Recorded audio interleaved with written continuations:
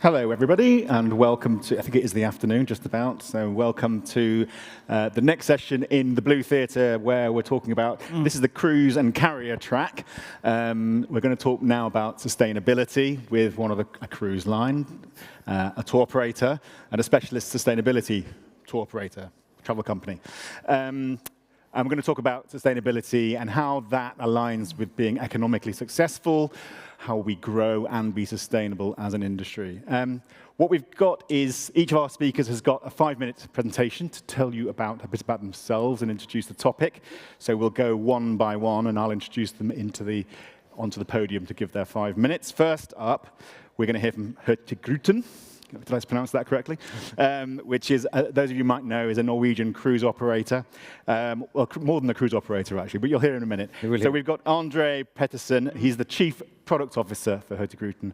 Andre, over to you for your 5 minutes. Thank you. Thank you. Hi. So my name is Andre Pettersen, and I'm the Chief Product and Hotel Officer in Hurtigruten. Hurtigruten is, as you can see here, an #1 iconic experience in Norway. We have been connected travelers with the heart and soul of Norway since 1893.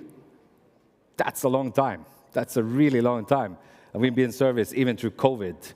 We were sailing some of our ships, making everyday coastal life extraordinary with voyages that are authentic, human, and deeply local. We all know that the challenges the tourism industry faces when it comes to sustainability. And let's be honest, the cruise sector is often seen as one of the worst offenders. But here's the thing, Hurtigruten is not a typical cruise company. We are different.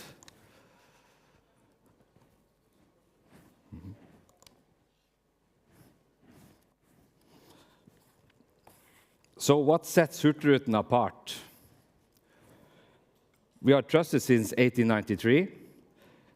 That's over 130 years of knowledge, experience, and unwavering reliability. But we are so more than just a long history. We are caring for the coast, sustaining Norway's coastal communities for generations. We are Norwegian flagship.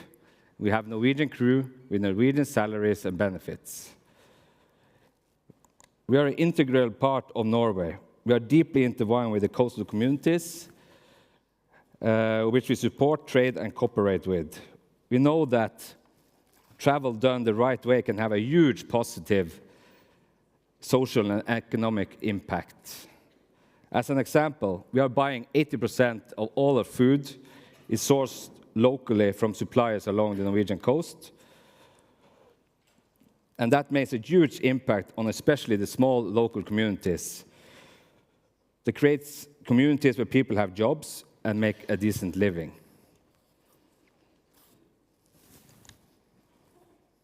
And that's why we stand firmly against mass tourism in these areas we sail.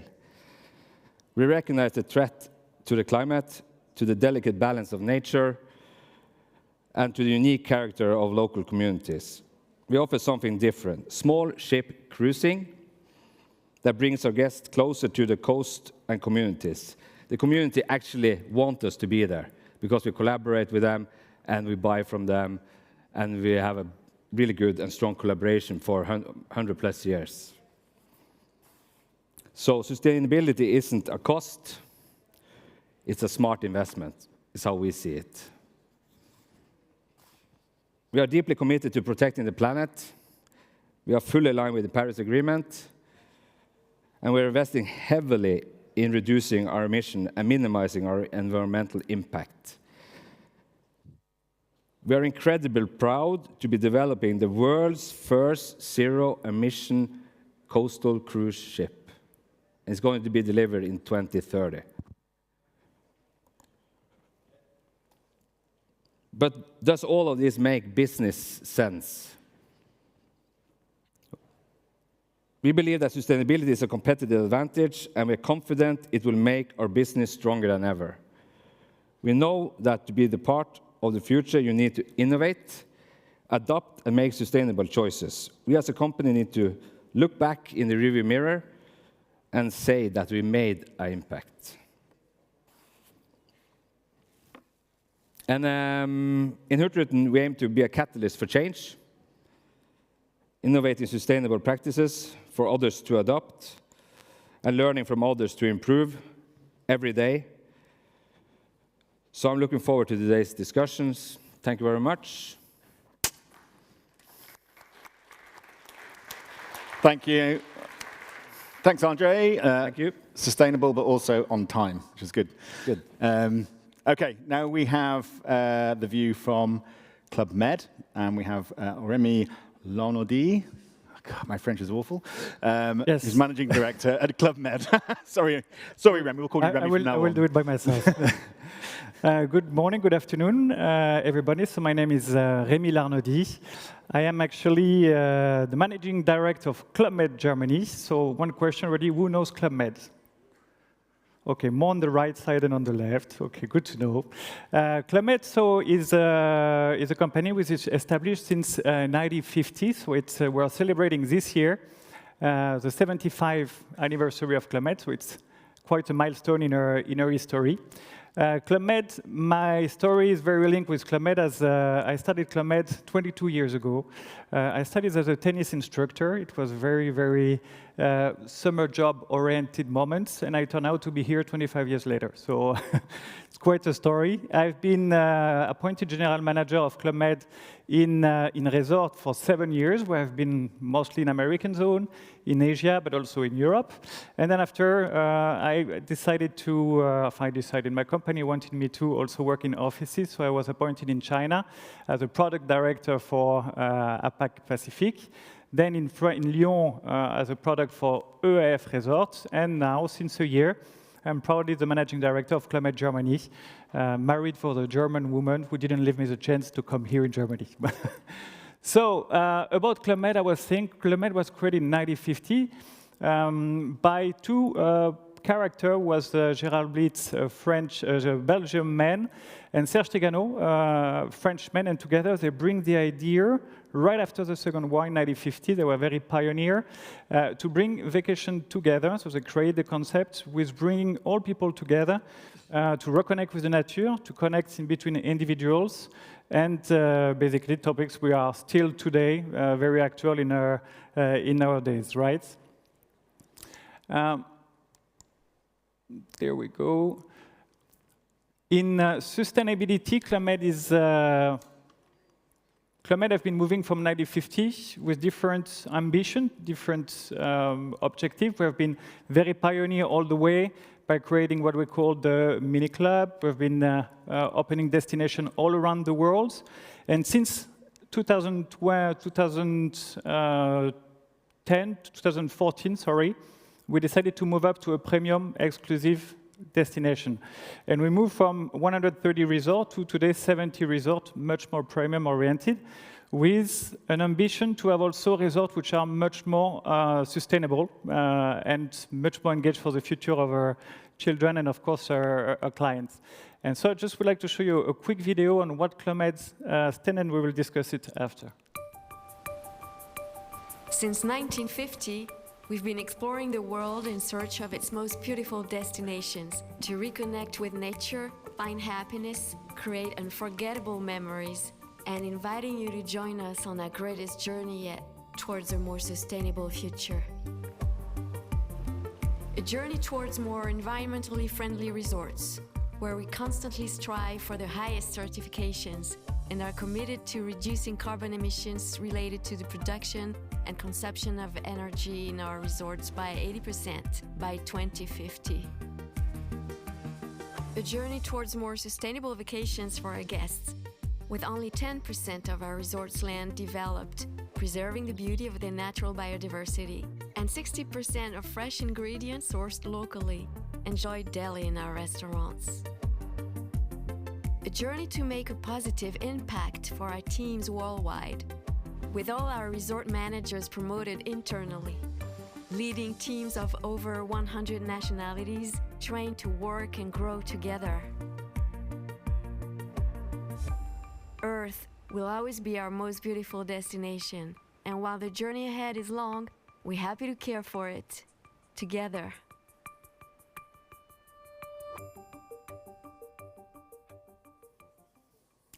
So Clomed in 2025 is aiming to become the lifetime premium hotel brand, lifestyle, we'll say it, with an ambition to be also very respectful of our environment. And we have 3 commitments that certainly we will discuss today. The first one being commitment to building and operating more responsible resorts through 2 main factors. The first one being certification, international certification. So today, 100% of our resorts are Green Globe certified. And every time we are building a new resort somewhere, we are aiming for a BREEAM, good or very good certification, which is a construction certification, very high demanding. Second point is also speed up. We saw our situation with CO2. We are right now aiming to go to 80% decrease of our CO2 consumption towards until 2050, and this is something what we are working on very hardly. Second commitment that we're having is to offering more sustainable stays to our guests. We have a lot of families in our resort, and it's our responsibility too. First of all, by preserving the local biodiversity, and we have a full program based on that. Bye-bye plastic, eliminating, removing all the plastic for our entire resort, and sourcing of local product, as you have seen in the video. And the third and last commitment that we have, as a main pillar, let's say, is to deliver a social, very positive impact on our community, the community where we install our resort, by creating, since 1978, the Climate Foundations, which is, of course, still active today. Green Farmer Project is an extremely interesting project where we help local farmers, to develop the way of working to be able to be bio and more green. And this way we are having the objective to use, of course, the ingredient and element that they are farming. And of course, multiculturality and professional growth. Looking forward for the discussion. Thank you, everybody.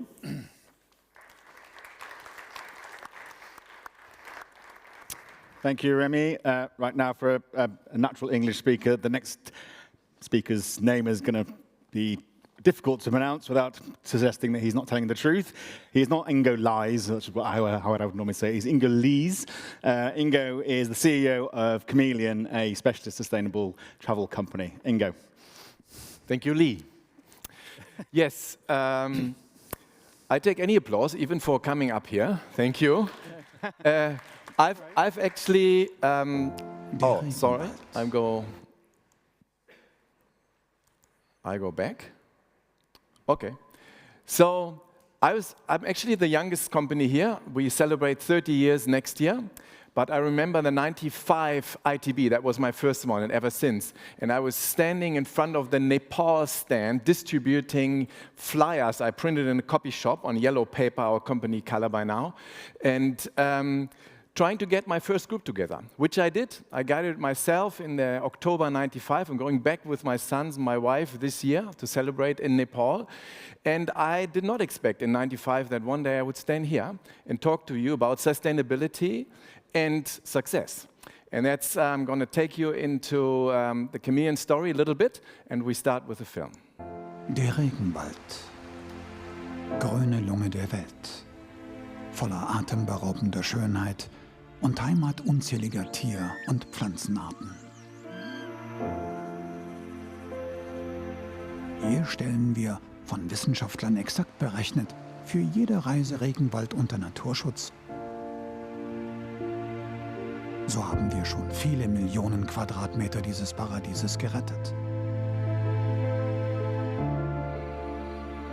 Die Welt mit jeder Reise ein bisschen besser machen.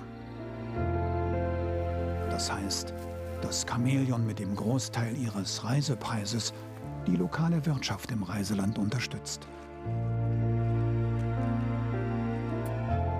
Das hilft dabei, Einheimischen mit ihren Familien ein gutes Leben zu ermöglichen und die Schönheit der Natur für kommende Generationen zu erhalten. Denn Nachhaltigkeit ist unsere DNA. Chameleon. Yeah, so there's two parts to it. It's supporting the local community. We have local German-speaking tour guides all around the world, which we invite once a year to come to Berlin to train. And they make a fantastic experience in the countries. And then it's the accommodations. All accommodations worldwide are locally owned. We choose small accommodations that have about 20 rooms. And we develop some of them ourselves. For example, I give you one, the retreat in South Africa, which was an accommodation that got into trouble during COVID. And we helped them to refurbish, to build a pool, to create a new home for the evenings, and then create a special experience for our guests, because that's what we aim for. And Maika and her husband very happy now, and it's a special place for our guests to then in the evening enjoy the local food. They have an olive garden, and that's one of the examples. We've also created a few own accommodations. This is Aqua on Zanzibar, and we clearly focus there on all sorts of sustainability from energy point of view, but also having no plastic at all. There is filling stations for water bottles that you have in your room, and this water bottle is actually traveling with every Chameleon guest. You get one with your travel documents, and you have that on tour with you all the time. And we provide fresh, clean drinking water throughout the journey, during the day, and also in the accommodations. It's one part of the story. And that's, I'm sure we're going to talk about in a minute, we measure. We measure. Numbers are essential from my point of view. So we measure the footprint of each trip, and we all know about 75% of the footprint, carbon dioxide footprint, is caused by the flight. So we need to talk about that, all of us. I think it's part, although we are not airlines. And then secondly, it is, and you saw the rainforest in the beginning. So what we do not compensate. I don't believe compensation works. We have to find other solutions in the long run. But we can do something. We can do something for nature to keep carbon in the ground and to do something for biodiversity. What we do, we founded an own organization, a foundation actually. It's called Rainforest Foundation. It's in Ecuador. We've saved by now 30 million square meters of rainforest. We buy a portion of rainforest for each guest traveling with us. And lastly, we measure also exactly how much of your tour price goes into the country for each trip, so you know that. This is Alfonso and I. We started the Rainforest Foundation. By now, it's a Reserva Natural, Alfingo we call it. That's Alfonso and Ingo. Together makes Alfingo. So that's the name. Reserva Natural, Alfingo in Ecuador, protected nature reserve. And I was just an hour ago with Frank Nave. He's one of the senior people at Lufthansa Group.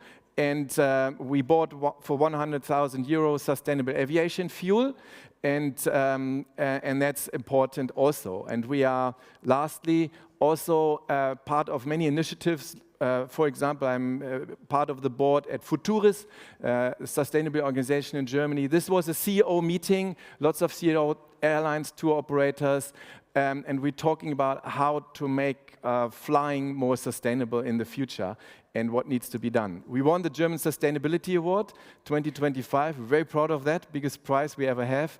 And of course, thank you. And of course, sustainability starts at home. So that's one of our buildings, the biggest building in Berlin, built just out of wood. Office building has a space for 50 people. We are building the third one at the moment. And the most important for all of us is, what do our guests say? We're very proud with more than 7,000 people written reports. We have an average of 4.7. And what are the numbers doing? Because that's what we're also talking about. We're talking about success. And that's our success story. You can see from one year to the next, that's our turnover in million euro. And already for 25, we're having the numbers quite clear because we are up at 85% already. And that's our aim for 2030. So it is also possible to be sustainable and successful, I think, as we all know. Thank you.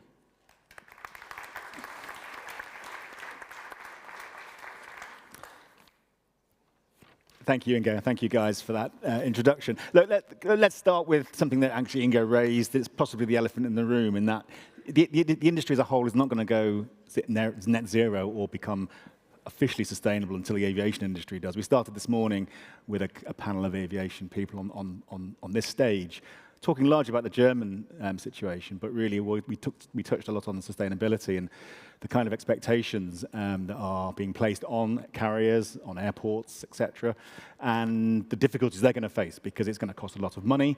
That isn't the sustainable aviation fuel. You can incentivize buying it, but there isn't any to buy. So they're in a very difficult position, especially to hit these targets. These targets seem to be a long time in advance, but 2030 seems very not far off. 2050 isn't too far away. So let's start with just addressing this at the moment. How do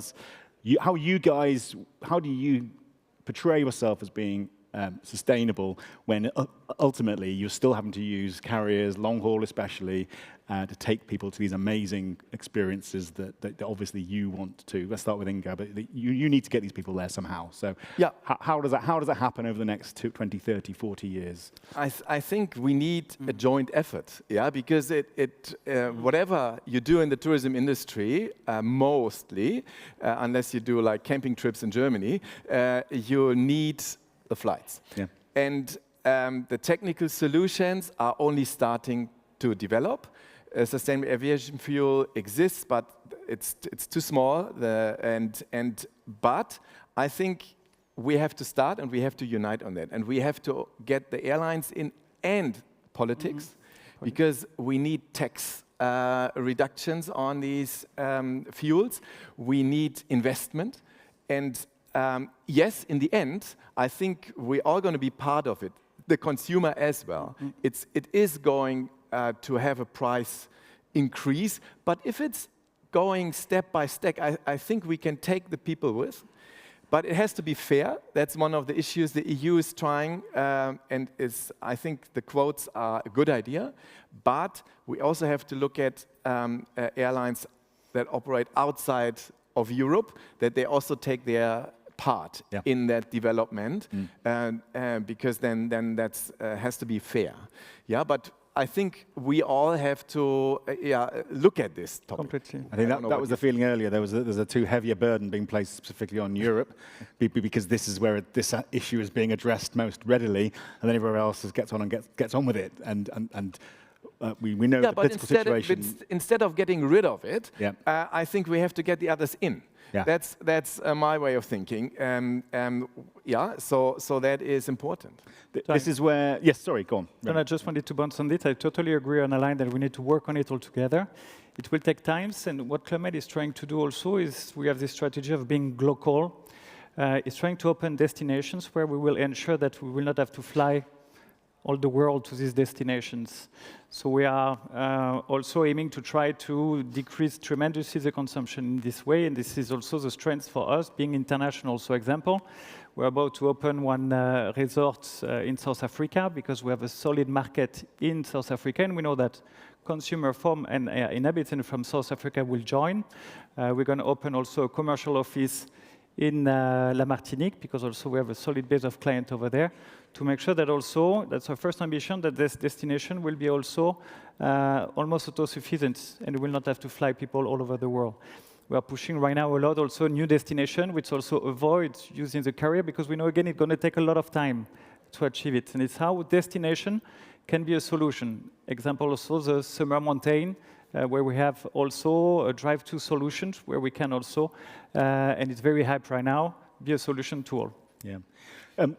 This is where cruise and actually aviation have a shared interest, because the cruise use fuel, and actually you mentioned your new ship in 2030 is going to be sort of completely green, but that's for a long time. You're going to have a lot of ships out there sticking carbohydrate in their engines. We mix in biofuel in our ships, but it's not that much biofuel to get hold of. So for us, we will actually have to use more biofuel if it was more there. I think that regulations need to be in place so we actually could produce more, and the price. And we see that it ain't that many people that actually are willing to pay for a greener fuel for airlines, for example. It's a price war, right?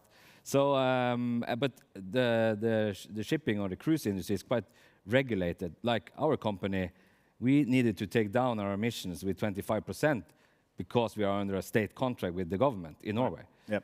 So they are actually pushing that and regulatory ways of us taking that. And I think that needs to come also in the airline. There's quite a lot of stick going on, not so much the carrot. And you know, look, we're talking about 3 companies here. You represent a small part of the industry. There are some huge businesses represented out there over the next 3 days. They make great profits and they make good money out of aviation, essentially, because of that aviation. Yeah, they don't have a business, but don't really maybe put a bit back in. Maybe there's an argument for the industry to grasp this as a whole. You know, it has to happen. We all know, we only have this one world. Yeah. And the climate crisis is there. We all know about it. And aviation is a part of it. And it's very obvious because we are all flying.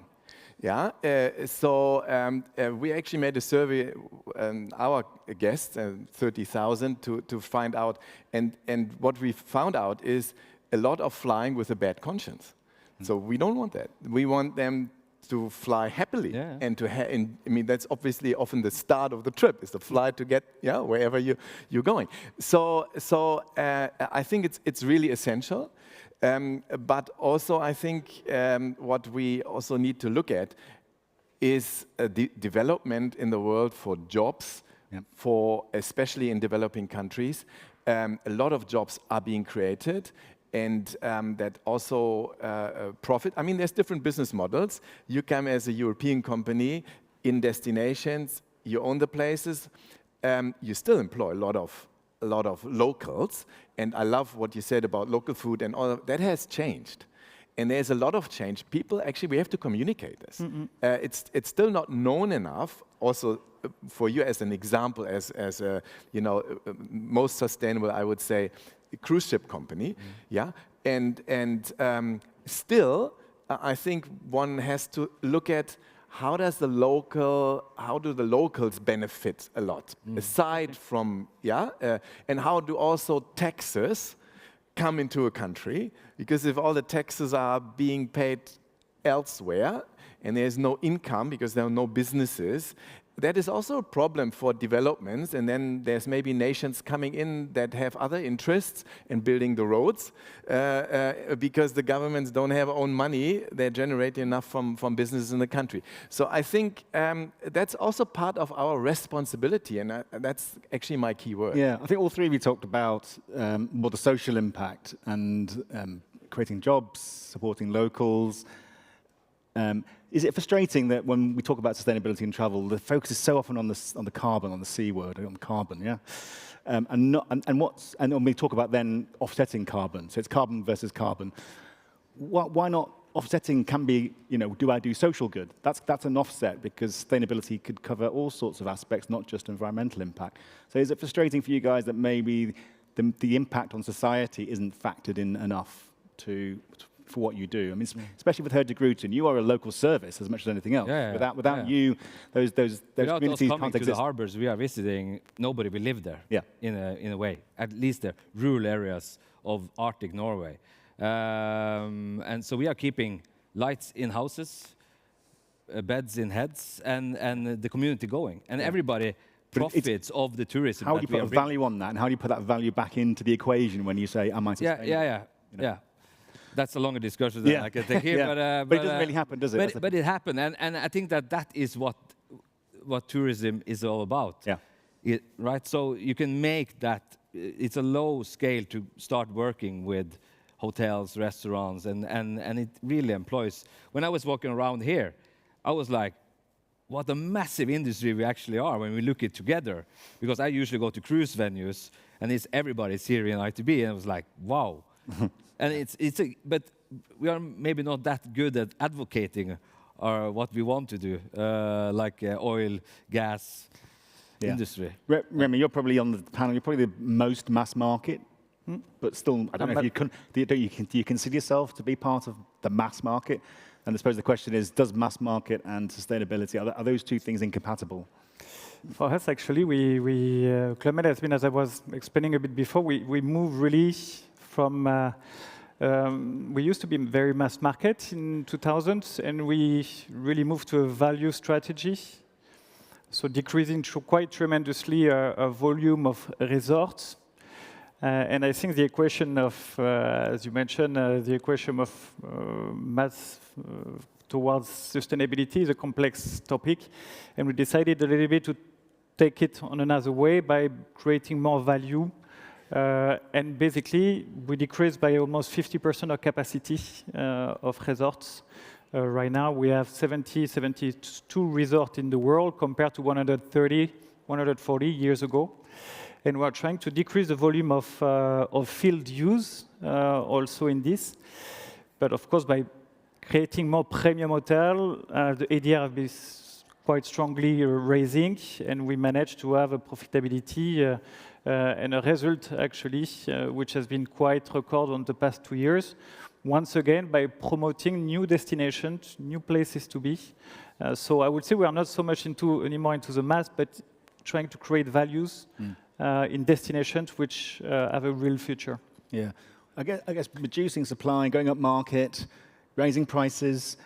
The danger is travel becomes the plaything of the rich and wealthy, and there is no mass market, and the days of low-cost flying are gone. When actually, if you want to fly sustainably, you fly low cost. I mean, if you're given a choice. So how does the industry sort of square that circle? We have to tell, and I was actually, there's an example in Switzerland, for example, in the travel agencies, there's a lot. There is a lot of information about green fares, for example, that some airlines offer. And the success is more than 10% sales on top. Yeah. So with a good explanation, people vote for it. Now you can say, yeah, Swiss. The Swiss people, they have more. Maybe. But it shows as an example. And I think the same is happening in Germany. We have to be courageous. Especially in the travel agencies where there's a lot of talking. So to position it and give people reasons to pay a little bit more. And I'm sure quite a number will, and it's an increasing number. Sorry. Yeah. Anyway. But what I also think tourism has, because over-tourism is also a big discussion, right? And that's, I think, where tour operators like us, and there's many others, can play a great role by bringing guests in remote areas, by distributing throughout the whole countries that poorer areas benefit. And we're actually designing tours to do so. Yeah, in countries like Namibia, for example, we've been active 30 years.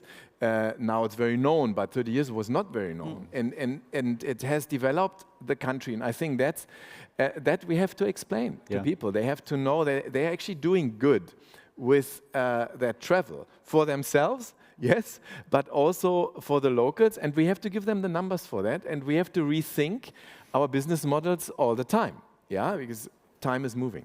Very, very often you see a lot of consumer surveys, and they're asked, would you pay more if your holiday was green or your flight was green?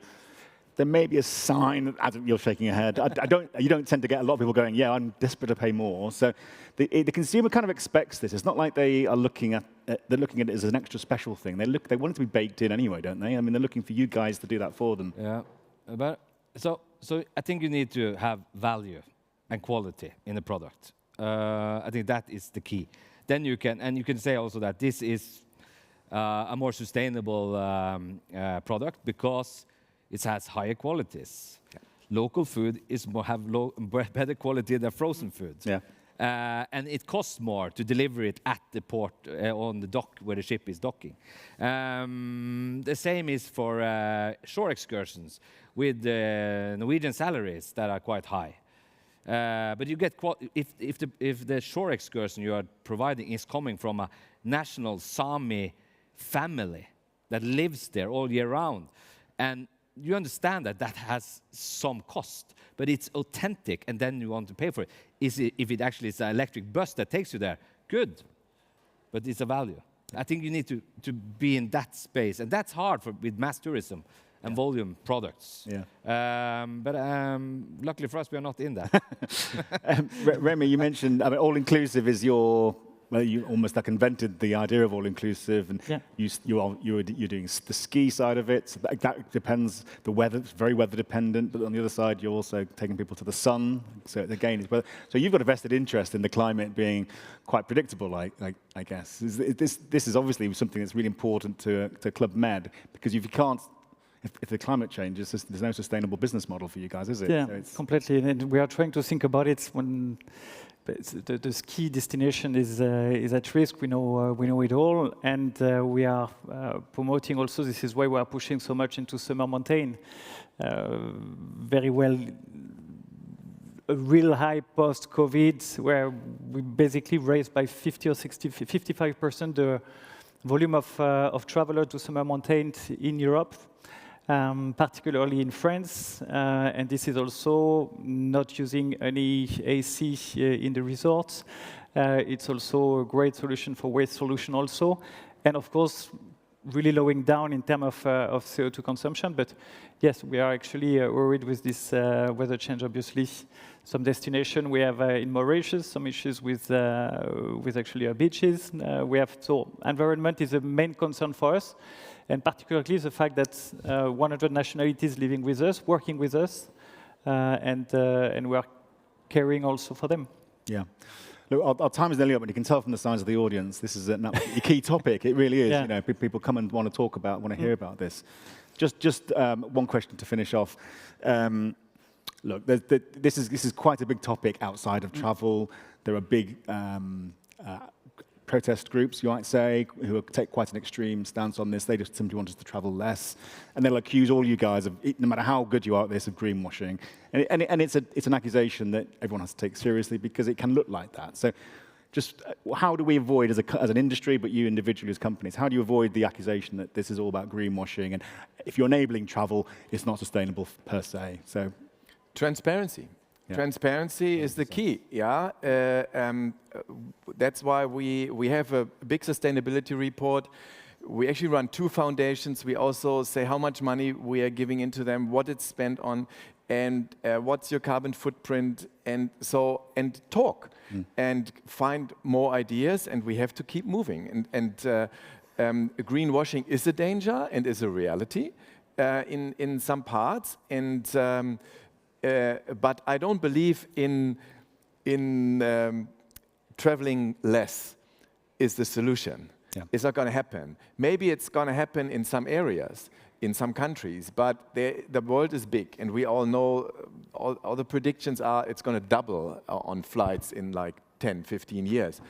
So we have to find technical solutions, but we have to be honest, and we have to be part of the solution as an industry. Yeah. Can I have one point? Yes, of course. Yeah. So transparency and measurements. Yes. And open data source.